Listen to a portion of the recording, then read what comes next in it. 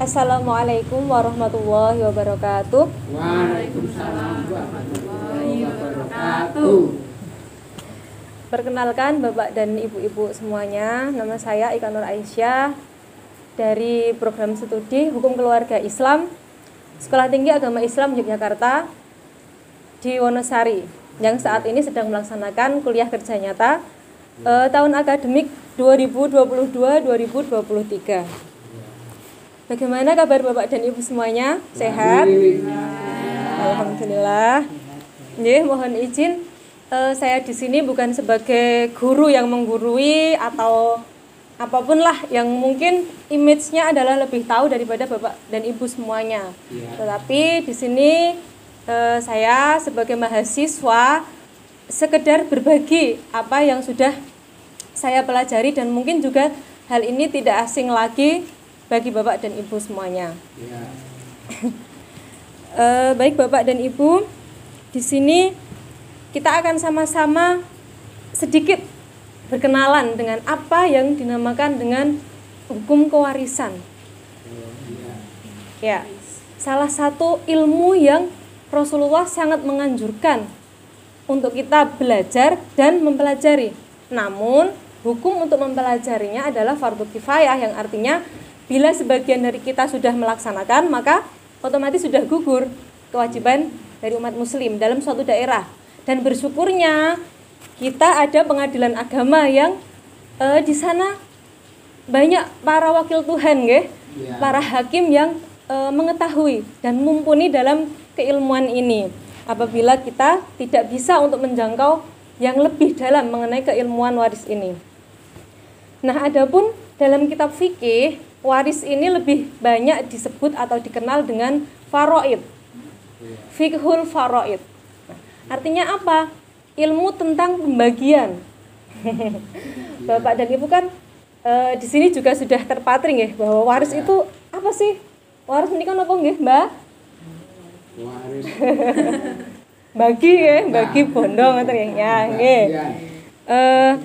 Nggih, leres. Nah, di Indonesia kita mungkin sebagai orang awam kita asing dengan istilah kompilasi hukum Islam. Mungkin tidak semua orang tahu apa sih KHI, kompilasi hukum Islam itu apa.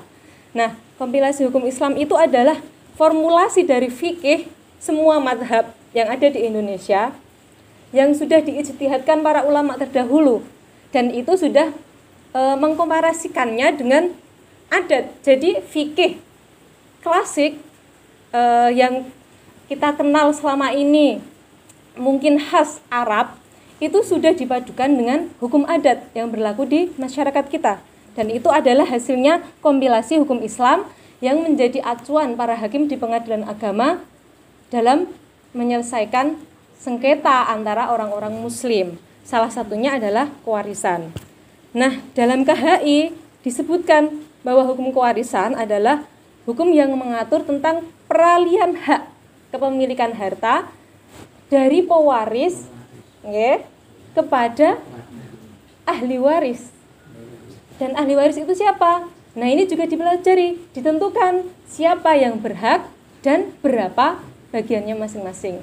Itu yang disebut dengan hukum kewarisan. Nah, pewaris menika sinten? Pewaris menika orang yang sudah meninggal dunia, harus sudah meninggal dunia. Yang dinamakan pewaris itu yang sudah meninggal dunia dan dia meninggalkan harta peninggalan. Nah, kalau di masyarakat kita bagaimana? Biasanya banyak orang tua yang sudah cong sana nggih, cong sini gitu. Kowe sing kono, kowe jatahmu kono. Nah, seperti itu semasa hidupnya. Nah, seperti itu kalau di hukum keperdataan Islam kita itu bukan disebut sebagai warisan, tetapi hibah orang tua kepada anaknya. Namun dengan catatan dalam KHI juga menentukan bahwa hibah itu nanti diperhitungkan sebagai warisan. Nggih, ngoten nggih, Mbak. Yang sudah terjadi kan seperti itu ya. Ketika masih hidup orang tua itu daripada do rebutan, tak jatahnya sendiri-sendiri anak-anak. Nah, sepeninggal orang tuanya si anak-anak tadi, hibah itu sudah diperhitungkan sebagai warisan. Dan apabila masih ada sisa harta yang lain yang mungkin masih ada ketika si orang tuanya meninggal, dibagi lagi sesuai kebijakan. Kalau kita kan masih kekeluargaan, ngoten nggih? Semoga saja masih kental kekeluargaannya. Kalau yang sudah berperkara di pengadilan itu kan karena mereka memang sudah klimaks masalahnya, tidak bisa secara kekeluargaan, seperti itu.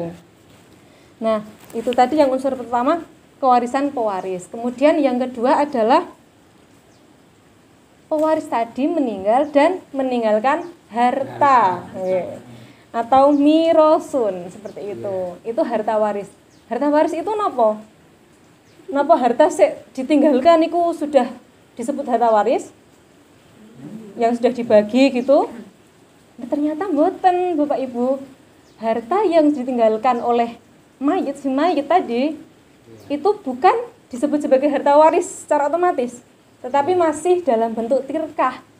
Dan kewajiban yang ditinggalkan keluarganya terhadap tirkah tersebut adalah yang pertama, tentu mengeluarkan biaya untuk pengurusan jenazah. Nggih.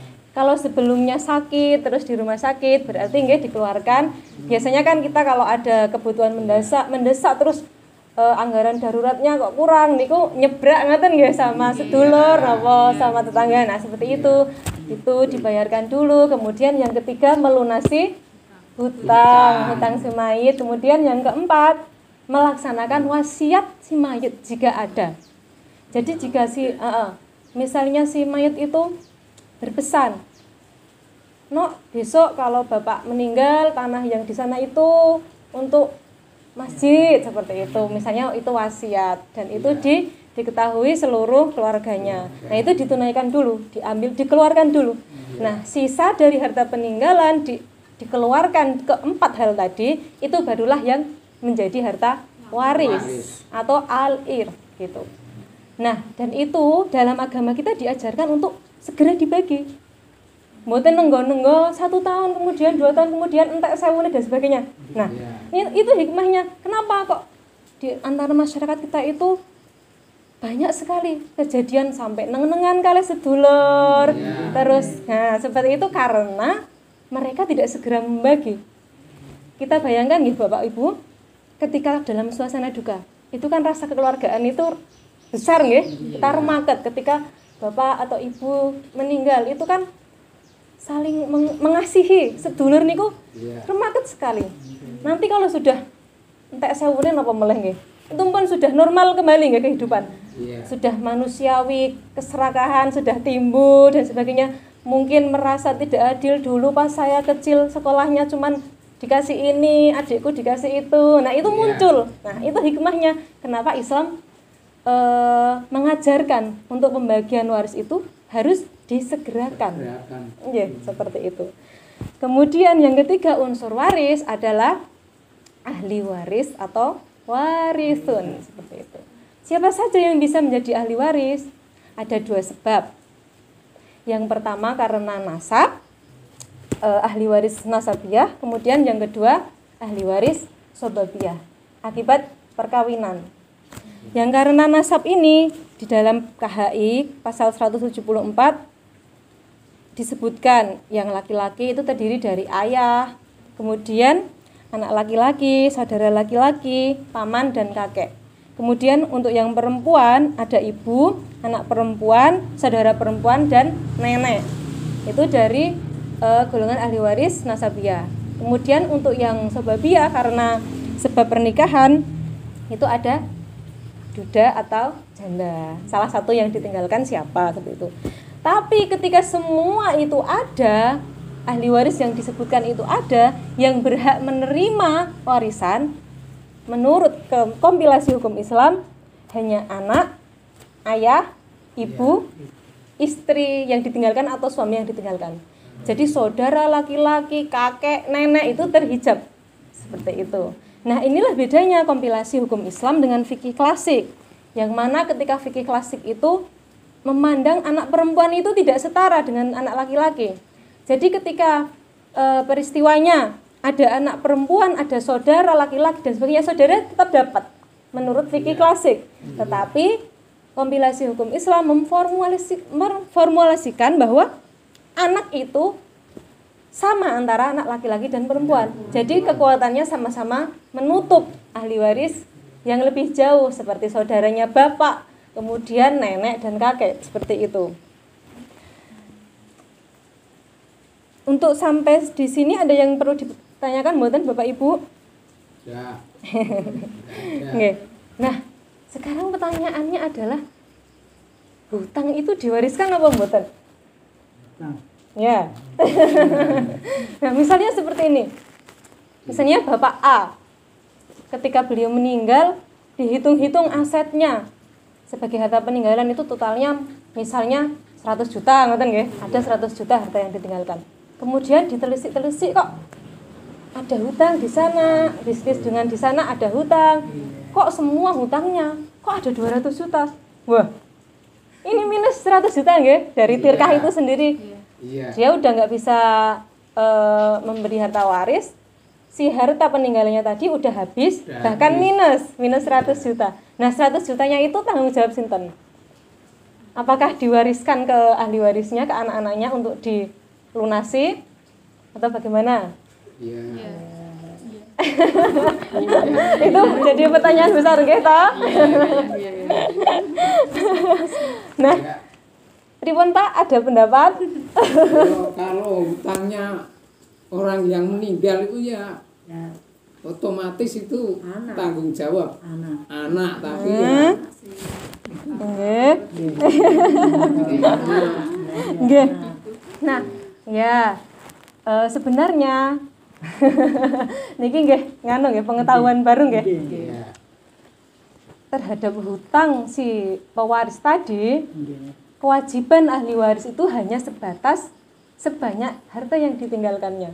Jadi kalau yang tadi dia hanya meninggalkan harta kok ternyata totalnya 100 juta, padahal dia berhutang 200 juta. Nah, ahli warisnya tadi tidak bisa digugat secara keperdataan. Meskipun dia tidak mau melunasi hutang si pewarisnya tadi. Tetapi sebagai anak yang soleh dan solihah gitu, di dunia saja nggih. Ketika bapak ibu kita kelaparan, mungkin nanti bila mungkin ibu sudah berkeluarga gitu. Nah, bapak ibunya kelaparan, jenengan enak-enak makan. Nah, masa nggak dibagi orang tuanya gitu? Apalagi untuk urusan hutang. Yang itu meskipun kita mati syahid dalam peperangan saja, kita akan kehilangan hak kita. Balasan surga tanpa hisab, seperti sabda Rasulullah.